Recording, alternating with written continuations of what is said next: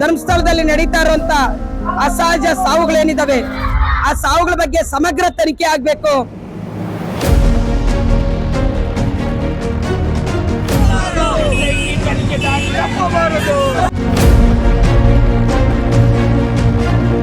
ಪ್ರತಿಯೊಬ್ಬ ಮನೆಗಳ ತಂದೆ ತಾಯಿಗಳು ಅವರ ಮಕ್ಕಳನ್ನ ಓಸಕ್ಕೆ ಕಳಿಸ್ಬೇಕಂದ್ರೆ ಇನ್ನು ಜನಗಳು ಮಾತಾಡ್ತಿರೋದನ್ನ ನೋಡಿ ಓದಿಸ್ಬೇಕಾ ಬೇಡ ಅನ್ನೋಂತ ಬಿಕ್ಕಟ್ಟಲ್ಲಿರೋದನ್ನ ಸಹ ನಾವು ಕಾಣ್ಬೋದಾಗಿದೆ.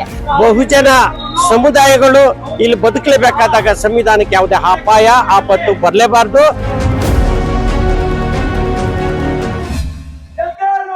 ಏನೀಗ 13 ವರ್ಷ ಆಗಿದೆ ಇವತ್ತಿಗೆ ಸೌಜನ್ಯ ಅತ್ಯಾಚಾರ ಆಗಿ ಕೊಲೆ ಆಗಿ, ಇದನ್ನ ಖಂಡಿಸಿ ಇಡೀ ರಾಜ್ಯ ವ್ಯಾಪ್ತಿ ಎಲ್ಲ ಪ್ರಗತಿಪರ ಸಂಘಟನೆಗಳು ಕೂಡ ಹೋರಾಟನ ಮಾಡ್ತಾ ಇದೀವಿ.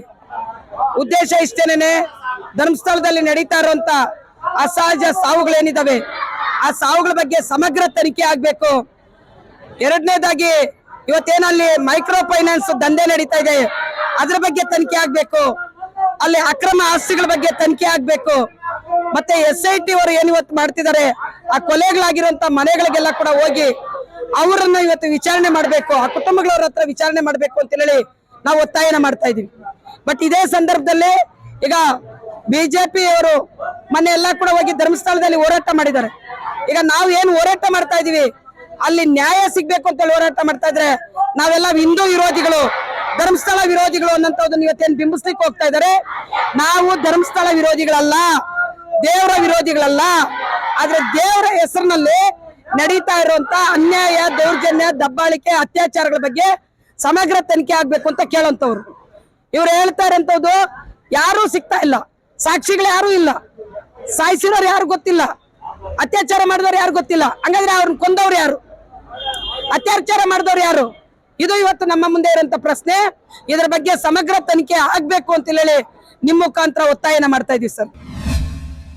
ಜನವಾದಿ ಮಹಿಳಾ ಸಂಘಟನೆ, SFI ಸಂಘಟನೆ, ಎಲ್ಲಾ ಪ್ರಗತಿಪರ ಸಂಘಟನೆಗಳು, ಜನಪರವಾದಂತಹ ಸಂಘಟನೆಗಳು ಮಾನವ ರಕ್ಷಣೆ, ಸಂವಿಧಾನ ರಕ್ಷಣೆ, ಭಾರತ ರಕ್ಷಣೆಯ ಮತ್ತೆ ಮತ್ತೆ ಸವಿಯಬೇಕೆನಿಸುವ ಮೃದುವಾದ ನಂದಿನಿ ಪನ್ನೀರ್ ಅನ್ನ ಬಯಸುವಂತ ಎಲ್ಲಾ ಸಂಘಟನೆಗಳು ಇವತ್ತು ರಾಜ್ಯಾದ್ಯಂತ ಈ ಚಳುವಳಿಯಲ್ಲಿ ಭಾಗವಹಿಸಿದ್ದೀವಿ. ಒಂದೇ ಒಂದು ಬಹಳ ಮುಖ್ಯ, ಇವತ್ತು ಭಾರತ ದೇಶ ಬಹಳ ಆತಂಕ ಸ್ಥಿತಿ ತಲುಪ್ತಾ ಇದೆ. ಈ ಆತಂಕ ಸ್ಥಿತಿ ಅಂತಂದ್ರೆ ಸಂವಿಧಾನಕ್ಕೆ ಅಡಚಣೆ ಉಂಟಾಗ್ತಾ ಇದೆ, ಸಂವಿಧಾನಕ್ಕೆ ಅಪಾಯ ಉಂಟಾಗ್ತಾ ಇದೆ. ಸಂವಿಧಾನಕ್ಕೆ ಅಪಾಯ ಯಾವಾಗ ಉಂಟಾಗ್ತದೋ ಭಾರತ ದೇಶದ ಪ್ರಗತಿ ಹಿಂದೆ ಬಹಳ 100 ವರ್ಷಗಳ ಹಿಂದಕ್ಕೆ ಹೋಗುತ್ತೆ.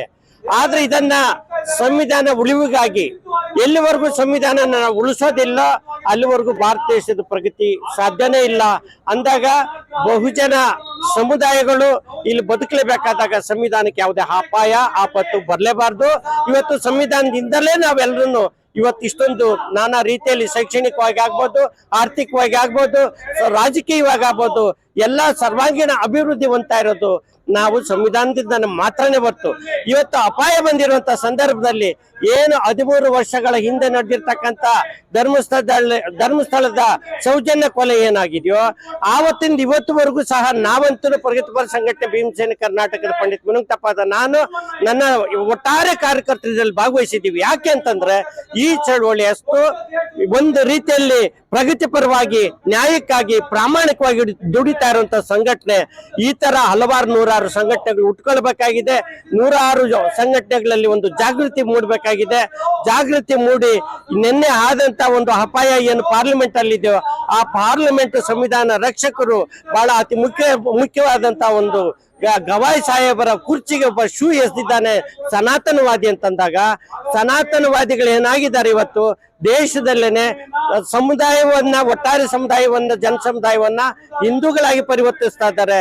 ಇನ್ನು ಅಲ್ಪಸಂಖ್ಯೆ ಇವರನ್ನ ಸನಾತನಿಗಳಂತ ಪರಿವರ್ತನೆ ಮಾಡಿ ಆ ಸನಾತನಗಳ ಅಲ್ಪಸಂಖ್ಯೆ ಇರ್ತಕ್ಕಂಥವರು ನಿನ್ನೆ ಸಂವಿಧಾನ ಮುಖ್ಯ ಕುರ್ಚಿ ಆದಂತಹ ಗವಾಯಿ ಸಾಹೇಬರ ಕುರ್ಚಿಗೆ ಶೂ ಎಸೆಯುವಂತ ಒಂದು ನೀಚತನ ಮಾಡಿದೆ. ಆ ಒಂದನ್ನ ನಾವಂತೂ ಈ ಪ್ರಗತಿಪರ ಚಳವಳಿಗಳು ಕಡಾತುಂಡವಾಗಿ ಖಂಡಿಸುತ್ತೇವೆ. ಜೈ ಭೀಮ್, ಜೈ ಭಾರತ್, ಜೈ ಸಂವಿಧಾನ.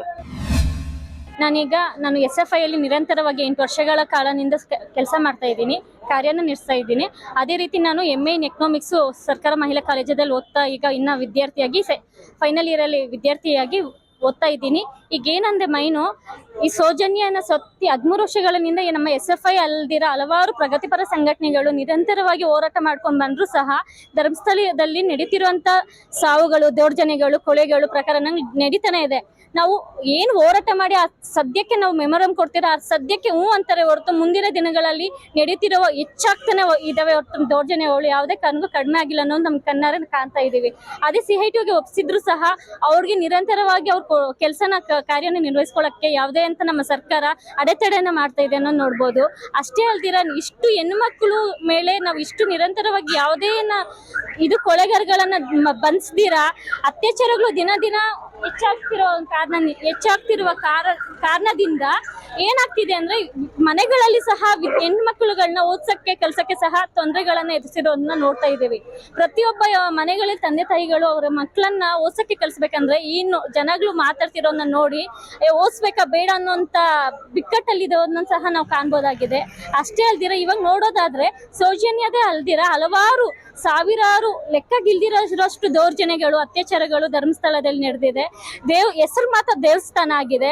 ಆ ವಿಚಾರದಲ್ಲಿ ಧರ್ಮಸ್ಥಳ ಸಂಘಗಳು ನಡ್ಕೊಂಡು ವೀರೇಂದ್ರ ಹೆಗ್ಡೆ ಆಗಿರ್ಬೋದು, ಇವ್ರ ಅಕೌಂಟ್ಗಳಿಗೆ ಹೋಗ್ತಿರೋಂತ ಎಷ್ಟು ಹೋಗ್ತಿದೆ ಅಂತ ನಾವು ನೋಡ್ಬೋದಾಗಿದೆ. ಜನವಾದಿ ಮಹಿಳೆ ಸಂಘಟನೆ ಆಗ್ಬೋದು, ಸೌಜನ್ಯ ಇದು ಅತ್ಯಾಚಾರ ನಡೆದಾಗ ಅಲ್ಲಿ ಹೋಗಿ ಇದ್ ಮಾಡಿದಾಗೂ ಸಹ ಸಂಪೂರ್ಣವಾಗಿ ಅಂತ ಮಾಹಿತಿ ಸಿಕ್ಕಿದ್ರು ಸಹ ಎಷ್ಟೋ ನಾವು ಗಳಿಗೆಗೂ ಶಿಕ್ಷೆ, ಜೀವಾವಧಿ ಶಿಕ್ಷೆಯನ್ನು ಒದಿಸಬೇಕಾಗಿದೆ ಅಂತ ನೋಡಿದ್ರು ಸಹ ಬಟ್ ಆದ್ರೆ ಯಾವುದೇ ಸರ್ಕಾರ ಇದನ್ನ ಸಂಪೂರ್ಣವಾಗಿ ಕೈಗೊಳ್ಳುತ್ತಿಲ್ಲ ಎಂಬುದನ್ನ ನಾವು ನೋಡ್ಬೋದಾಗಿದೆ. ಇನ್ನೊಂದು ಮಟ್ಟಿಗೆ ಹೇಳೋದೇನಂದ್ರೆ ಈ ದೌರ್ಜನ್ಯಗಳನ್ನ ಈ ಸರ್ಕಾರನೇ ಮಾಡಿಸ್ತಿದೆ ಎಂಬುದು ಸಹ ನಾವು ಕಾಣ್ಬೋದಾಗಿದೆ. ಯಾಕಂದ್ರೆ ಇಷ್ಟು ದಿನಗಳಂತ ಪ್ರಗತಿಪರ ಹೋರಾಟಗಳು ನಿರಂತರವಾಗಿ 13 ವರ್ಷನೇ ಅಲ್ಲ, ಅದು ಮುಂದಿನ ನೆಡ್ಕೊಂಡು ಬರ್ತಾ ಇದ್ರು ಸಹ ದೌರ್ಜನ್ಯಗಳು ಹೆಚ್ಚಾಗ್ತಿದೆ ಹೊರತು ಯಾವುದೇ ಕಾರಣಕ್ಕೂ ನಿಲ್ತಿಲ್ಲ ಎಂಬುದು ನೋಡ್ತೀವಿ. ಅಲ್ಲೇ ಅಲ್ದಿರ ಇತ್ತೀಚೆಗೆ ನೋಡ್ಬೋದು ಎಷ್ಟೋ ನಿರಂತರವಾಗಿ ಆದಂತ ಹೋರಾಟಗಳಾಗಿರ್ತದೆ.